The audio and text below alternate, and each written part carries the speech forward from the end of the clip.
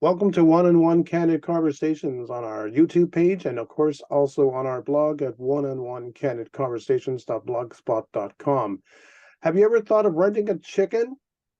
I've thought about it. It sounds interesting, although in my city here in Hamilton, Ontario, it's a little bit more of a difficult thing to do because of bylaws. It's almost impossible to do it, but it can be done. And we have today on the channel with us, Homestead Jenn. That's an interesting name. She is one of the people that is behind a site called Rent the Chicken. Very interesting name. How did you come up with that? So my husband and I are the co-founders of Rent the Chicken, and we started our business all the way back in 2013. And so my job was coming to an end. My husband was scrolling through, at nighttime in the bed as we do, and he looked up crazy business ideas, and chicken rentals was on there. And he said to me, "You want to rent some chickens?" And I was like, sure. So here we are. It was 10 years later. And a funny story about our name, we are Rent the Chicken, and not, we don't have an A, we don't use dashes. My nickname throughout all my years, throughout all my adult years, has always had a the in the middle. So like Jen the Biker, Jen the Baker, Jen the Bride. Now my title is Jen the Boss. Is that funny or what? And Yeah. so with that theme of the, it only made sense to be Rent the Chicken because of my use of the for the last, I'm not going to tell you how many years. Yeah, for a long time.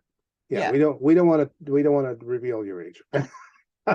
We'll be nice that way. Thank you. All right. So you are in bed, you decide, okay, let's start renting chickens. And Mhm. Isn't that what everyone decides at bedtime, right? yeah, let's okay, it's midnight, we're chilling. Let's talk about renting chickens. And so the genesis started there, and next thing you know, you're starting to do this research. And what's involved in this? How did you start out? Like, how did you get into So this? we talked to a bunch of people, letting them know we were possibly thinking of starting this business, and lots of people were on board. Like a lot of people were like, "This is such a great idea. I know 5 people who would do this in a heartbeat." And so then we started making a couple cookies. We already had some chickens, and so then we're like, "Okay, of your 5 friends, like let's connect. Let's give them one of our rental coops so they can try it out." And so that we can know if this is going to work or not. We could not like get anyone to take our chickens. It was the craziest thing. Of all the people who were like, "Oh, I know 5 people. I know lots of people. They will all do this. This is a great plan." And then Mhm. nobody. But my mom's friend finally said she would do it. And my mom might have paid her. I am not even sure. But she was like, "Okay, fine, I'll sign up." So she named her chickens Laverne and Shirley. And from there, the local newspaper got wind that we were in business, and so then they did an article, and that was wonderful.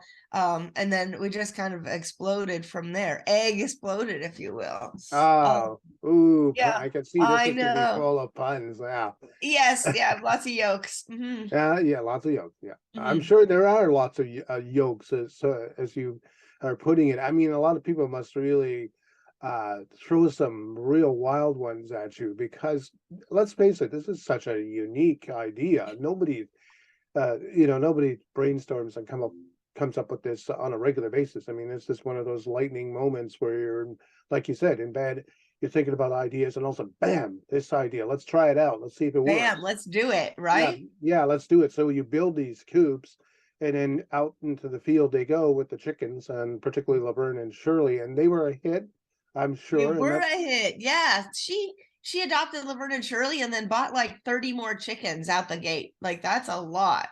that's a lot of Um, birds. Yeah. Yeah, and so then we ramped up for our first full rental season for 2014, and we built a bunch of coops, and we bought baby chicks, raised them through the winter so that we could deliver in the spring. And Hmm. that first season, I built 54 chicken coops under a canopy in my front yard to Mm. prepare for the season. The phone just kept ringing. It just really just kept ringing, and it was amazing. We're so blessed. And from there grew our affiliate program. So it's not just my husband and I, but Mhm. we're partnered with homesteaders and farmers across Canada and in the States, and so that they can wear our logo proud and put it on their vehicle, wear their Rent the Chicken hats, and provide Rent the Chicken and our hatching program, Hatch the Chicken, to Mhm. families and facilities in their general region. So we're helping, not only are we helping our end user get started with backyard chickens or have the experience of hatching baby chicks, we're also working so that local farmers and homesteaders can have an additional revenue stream to their family budget. Okay, which gets me to the crux of one of my questions here is who's suitable for this? I mean, what kind of person are you looking for to do this? Because I'm in an apartment building. There's no way I could put a coop in here. No It way. would I would have to put it on the balcony, and let's face it, that probably would draw a lot of questions, particularly from the health department. And then there'd be people here from the city saying, "What's this?" And What are you, Cliff? What are you you're doing on your doing. balcony? Why This are is there against birds on your balcony? right. That's not like a blue jay or something, Yeah, right? no, that's no blue jay, that's no red robin, that's a chicken. What's That's a that doing chicken. What there? is going on? What is the shenanigans happening on your balcony? Yeah. And so our renters typically do have a little bit of green space. They don't require a lot. Our Mhm. coops, they need about 100 square feet, so 10 by 10 area or 3 by 35 area, something like that. They're portable, so we recommend that the coop is moved once a day. That allows the chickens to feel like they're free ranging, but they're still super protected by the chicken coop. Our rentals are from usually from spring until fall, Mhm. and 2 or 4 egg laying hens. So not an overwhelming amount of hens. Um, the green space is important. We want to be able to get our coop to the backyard. We want a person who is participating to have a great experience, Mhm. and for the hens to also be comfortable. Yeah.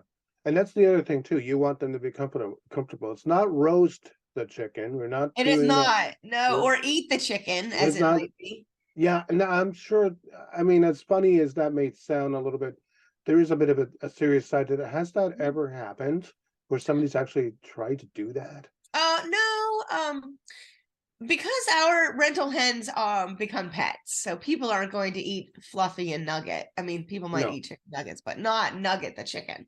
Right. And so and when we talk to people, they make jokes about it, but for the most part, uh people are not processing their own chickens to eat Mhm. in an urban environment. If they are, they probably don't need our services because they're well beyond the intro to backyard chickens. Mhm. They're well into homesteading, urban farming, urban homesteading, that kind of thing. And Mhm. egg laying hens are not great for eating. They're slender and they make delicious eggs. And you can get you only get one dinner out of a chicken. You get breakfast every day. Play your cards right. Yeah, that's the whole point of it. It's basically to have spring and summer breakfast. Mhm. It's a great That's right. way. Yeah, it's a great way to basically feed your family, if you Mhm. will. Mhm. Because those chickens do actually lay quite a lot of eggs, don't they? Yeah, 2 chickens lay about a dozen eggs a week. That's a lot of eggs. So you get a full carton of eggs a week. That's right. Yeah. Yeah. So I mean, you think about that. That's you know, a carton a week. That you get 4 cartons a month. Mhm. And typically your season lasts from when? When do you do the? Usually, in your area, May to October. Otherwise, maybe April to October, May to November, depending on the region. But definitely spring until fall is our delivery or our rental season. Okay. So say somebody is interested in doing this. They want to Mhm. rent a couple of chickens, and um, they come to you and they say, "Okay, I'm interested in renting some chickens. How do I do this? What's the process?" Yeah, super easy. We accept a reservation over the phone with a 50 or a $100 deposit, depending on where someone lives. And then, or reservations can be done online at rentthechicken.com, rentthechicken.ca. We Hmm. make it super easy. And then we mail a copy of a book, either Fresh Eggs Daily by Lisa Steele or Happy Hens Fresh Eggs by Signa Langford. And that is in the hands of our renters so that they can get a little more comfortable with what it might take to have backyard hens. And then come spring, we'll be in touch to say, hey, we're going to come out next week. We're going to bring your chickens and your balance will be due then. So we make it super easy. We really try to make it as turnkey as possible. We provide the feed, we provide support. So we answer the phone when someone calls, we answer emails.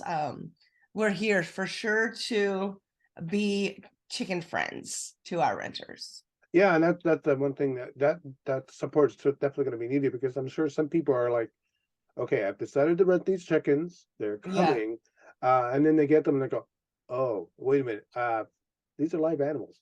I've got to take, they are live animals. I got to take care of them. I got to make sure that they feel safe and happy, so I can get my eggs, and also that you know, they know that nothing bad's going to happen to them, and all that. So is that what those books do? It prepares them to basically to do this the right way? Well, they're just a guide. One is a cookbook with helpful hints on some what if situations, and the other is a nice guide.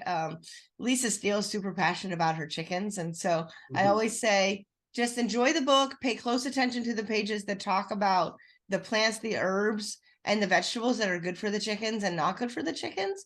Same for Signa's book. And then from there, just enjoy the rest of the book. There's no need to hand sew any nesting box curtains, for instance, or make a warm breakfast for the chickens on a chilly morning. Those are above and beyond things that are not necessary, but it is necessary to know what kind of herbs and plants are okay for the chickens and not okay for the chickens. Yeah, you want to make sure that the whatever is around them doesn't hurt them. That's right. That's exactly right. Now, families besides chickens will have other pets like dogs, cats, and other critters wandering around. How do you make sure that the interactions between those particular species with the chickens are good ones as well? How do we do that? Great question. And I keep turning my head because I have a mischievous orange tabby cat wandering through the room here, and I never know what he's going to get into. Right. He stays out of the chicken coop though, so that's good news. We recommend that the hens stay in the coop unless there is a responsible person who is outside with the chickens. And if that's the case, the chickens can be out of the coop, but when it's time to go back inside, the chickens go back inside the coop. We also have some and so I'll say that is mainly for reasons of predators, because if a person is out there, it's unlikely that a hawk is going to swoop in and have chicken for lunch. It also makes it so that if the responsible person puts the chickens back in the coop every time, they'll never ever forget to lock the chickens up at nighttime, which is when the rest of the predators are coming out for chicken for dinner. So with that, oh my goodness, this kitty, his name's Henry because he's not a hen, he's a Henry. He's Henry, and he's getting into stuff, isn't he? He is. He always gets into stuff. And so the coop is very safe from the predators as long as the responsible person is doing their job. Now, in regards to dogs, the chickens become part of the family. So the dogs they recognize that the chickens are not causing harm and that they're there as part of the family. Then we have some safeguards that we recommend. For instance, if the chickens are in the yard, the dogs need to be in the house. Yeah. If the dogs are in the yard, the chickens need to be in the coop. If they don't ever come in contact with each other, there's a greater chance that everyone will keep their boundaries. Yeah, keep the dogs in the lane. As it That's were. right. Yeah. Keep the dogs in their lane and keep the cats in their lane, and that's right. Yeah. and all the other critters. And really the chickens aren't going to bother the cats. It'll be fine. But the dogs, we want to make sure the dogs just are not rushing at the coop every time they go outside, and it only takes a bit of time for them to get acclimated. I want to say in all of our times of renting chickens, we've only had one time where we had to pick up early because the dog just couldn't get over itself. But we'd picked up like within 2 days. So I think with a little more time, the dog would have come around. Hmm. Mm. Does it happen that when you actually put a coop into somebody's backyard, it doesn't quite work out? Like, do you ever get those every now and then where it's like, No, again, yeah, we call that chickening out, Cliff. So people chicken chicken, out chicken and egg. we'll just pick up and take them back. And in our minds, we're super thrilled that the folks took an opportunity to try out having backyard hens, especially with us, Yeah. because if they would have tried on their own, it would have been far more expensive, a far shorter amount of time, of course, and then they would have had to make a decision about where to rehome their chickens to, Mhm. or maybe they would have stuck with it longer and been not been even less happy with the circumstances they were in, because they made such an investment that they felt obligated to continue on. Where with us, we don't prorate because we have to do the same amount of work, whether it's a 2 week rental or a 6 month rental. Mhm. So we don't prorate, but we do say that we'll come pick them up. So the chickens are not, so the chickens are cared for, and the people are kind of off the hook. Yeah, and now you've got as you mentioned, you're in the US and in Canada. Mhm. Are you in most states in the United States and provinces in Canada, or is it pretty much in a certain region in the United States and in Canada? It changes up because we're always adding new partners. And Mhm. so at this point, we are in British Columbia, Alberta, and Ontario. Mhm. And we would love to expand into the Maritimes because it's such a great market there as well. Right. Um, in the United States, we're more in the mid-Atlantic region along the East Coast, but we do have locations in the Midwest as well as Arizona, and we just opened a location in Los Angeles. Los Angeles. Chickens in the hood. I can just see it now. Chickens in the hood. That's amazing. What about plans for cities like New York? Have you ever thought of doing a big town like that one? Well, it's all dependent upon partners, right? Mhm. And Yeah. so we'd love to be in every major market, of course. We do have partners in New Jersey who deliver to Long Island, and also in New Jersey, our hatching program to Manhattan. Mhm. So we are able to deliver to that area. We just don't have a partner right within the boundaries because our affiliates need to be able to um, have space for coops and chickens, Yeah. and not all urban areas allow for that.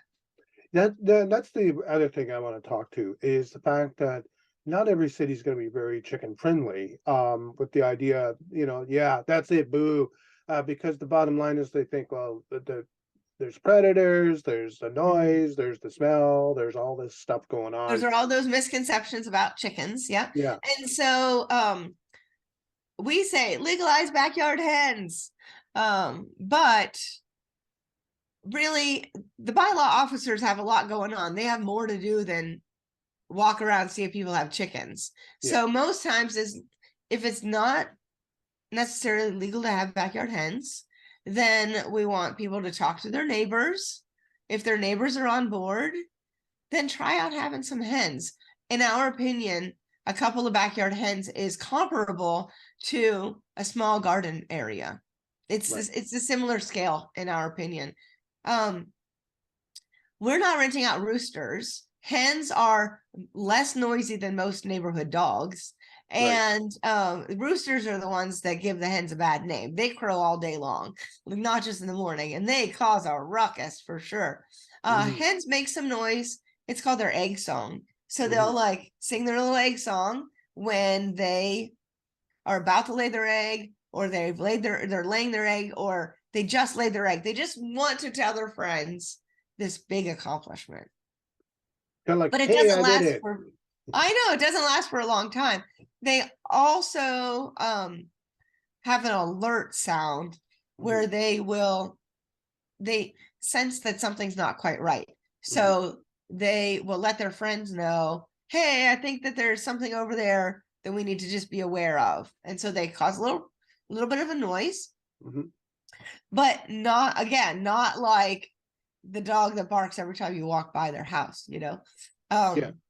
So that's the noise. The odors with our coops are portable. We recommend that our renters move the coop once a day. There's not a buildup of droppings. There's not a dead spot in the yard.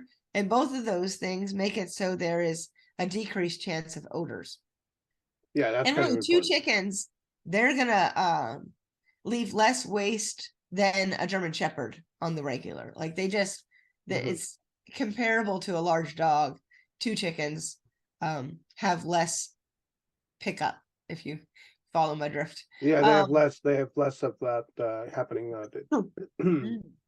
Yeah, well, yeah. I mean, they're not like geese. Geese, like it's Oh just yeah, or ducks. They're a or racket. ducks. Or yeah, Yeah. yeah. I mean, they're just all over the place. It's like, oh, surprise, and it's not a fun surprise either. But now, what kinds of chickens are these? Like, I don't know if there's. I have to admit, I'm not a chicken aficionado. I know nothing. You might say I'm not chicken smart. But with regard Just don't to be a chicken. yeah, I'm not. Yeah, I'm not chicken to learn. That's for sure. The one thing that I'm wondering is this: are there different breeds of chickens that you uh, Oh, well, uh there's like hundreds of thousands of breeds of chickens, it feels like. But we provide breeds that are friendly and are great egg layers. And if we're able to, we provide breeds that are a couple breeds so people can really tell the difference between their chickens. But if we're not able to provide a few different breeds, we try our best to provide chickens that look less alike so they can tell them apart and name them and be able to know who is who.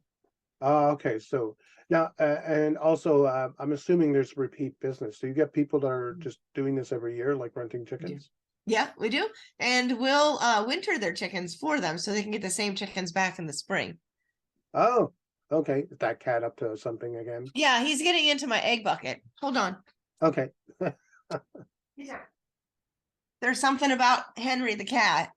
He sure does like eggs. I mean, don't Oh, we all? yeah, Really? don't we all? So he gets into the egg bucket and you might say he's excavating. Yeah. Yeah, He likes to make scrambled eggs on my floor. yeah, that's I not can't what you, believe how far he can get them sometimes. oh no, that's not good. No, That's definitely not good. Well, I mean, he's a cat. Cats will do what cats do. cats Uh, will do it. and that's the other thing too, is you must have to have a lot of space to house these birds. I mean, this is like you said, it's a big business. It's now gone sort of North America wide. Um, how do you manage all of this? How does this get done? So each individual affiliate partner Mhm. has their own chickens and they rent their chickens out with the coops that they build or buy from us. And here we call ourselves Rent the Chicken headquarters. So here at headquarters, we answer the phone for all the regions and we respond to the emails or the online inquiries. We handle all the sales and support. So that takes a load off of our affiliates.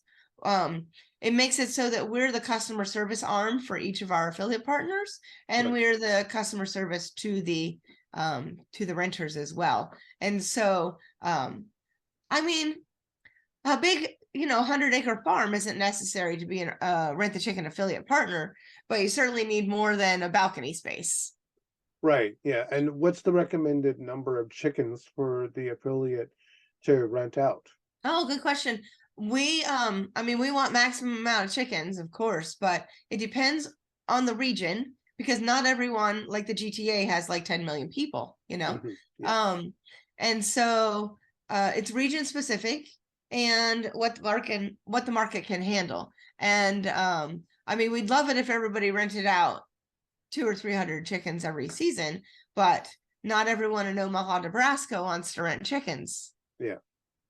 What would you say is the average?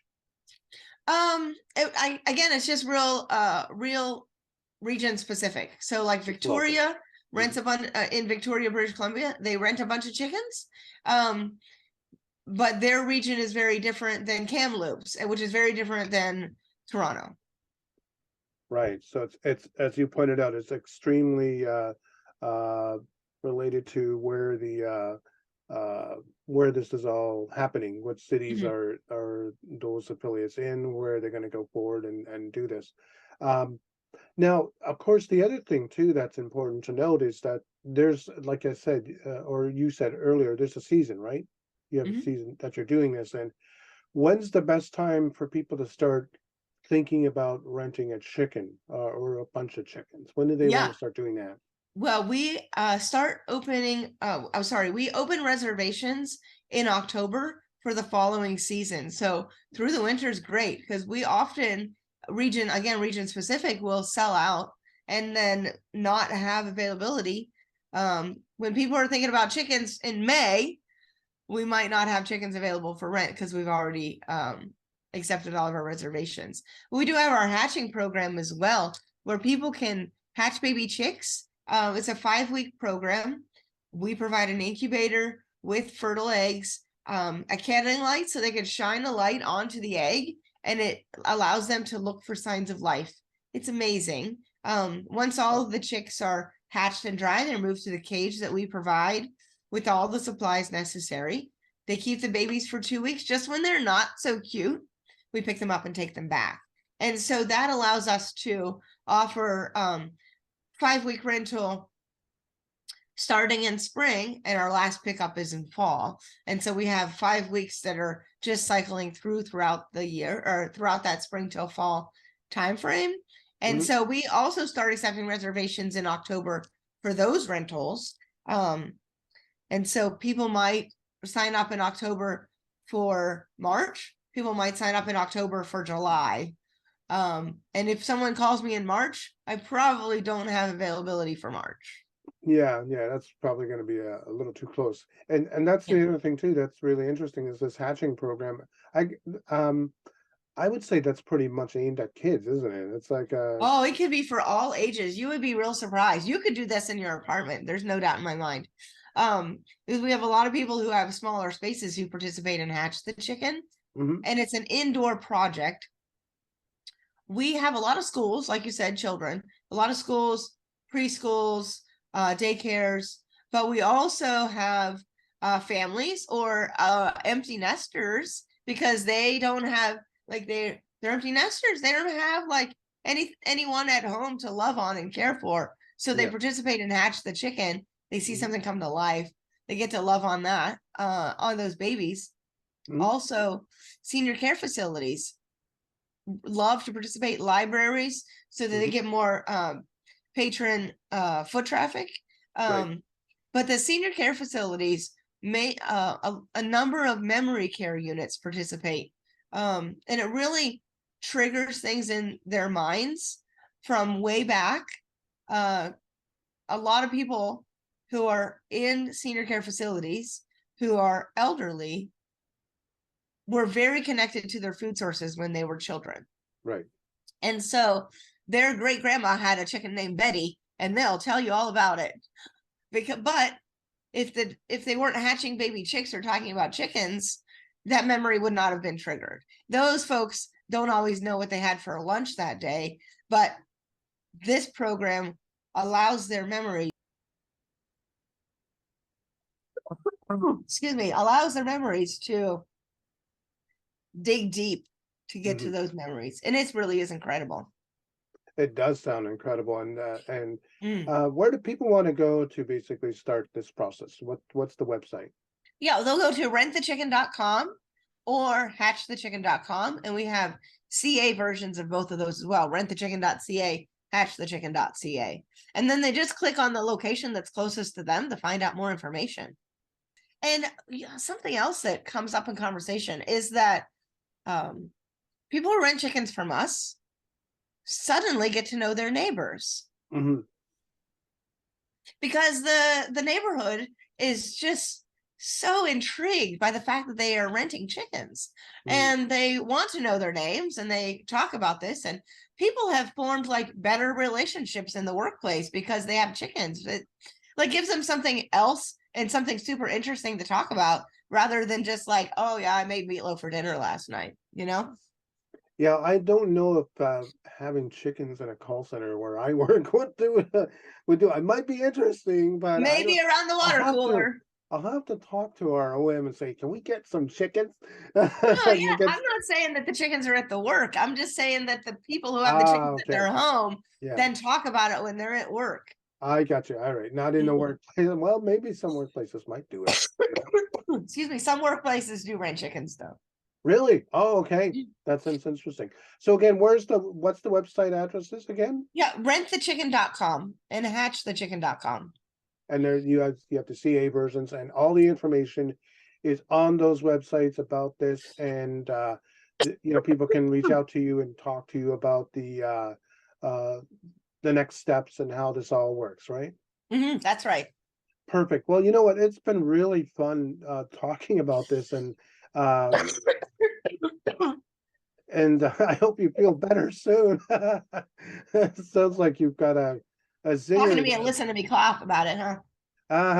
Well, I hope that, like I said, you feel better soon, and of course that your Mhm. success continues. I mean, it Thank sounds you like so much.